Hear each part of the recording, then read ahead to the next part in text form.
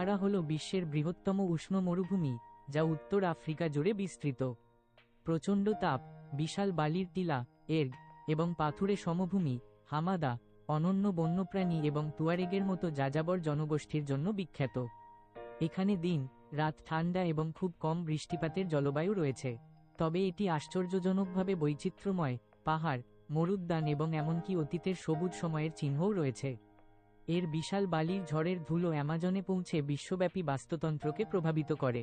অবস্থান এবং আয়তন: উত্তর আফ্রিকার বেশিরভাগ অংশ জুড়ে, যা চীন বা মার্কিন যুক্তরাষ্ট্রের ৯.২ মিলিয়ন বর্গ কিমি আয়তনের সমান।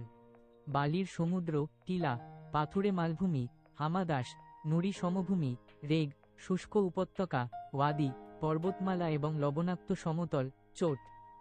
জলবায়ু: অত্যন্ত গরম দিন, ঠান্ডা রাত, বৃহৎ দৈনিক পরিসর, দুর্লভ বৃষ্টিপাত ১০০ মিলিমিটার বছরের কম, প্রায়শই অনেক কম, তীব্র বাতাস, বালির ঝড়, যেমন মাহবুব সহ। জীবন: অনন্য অভিযোজিত প্রাণী, সাহারান রূপালী পিঁপড়া, পোকামাকড়, সরীসৃপ এবং উদ্ভিদের গভীর মূলযুক্ত ঘাস, গুল্ম আবাসস্থল। মানুষ: বারবার এবং তুয়ারেগের মতো বিভিন্ন গোষ্ঠীর বাস, যারা উট পালন, মরুভূমির জাহাজ এবং যাযাবর জীবনযাত্রার জন্য পরিচিত।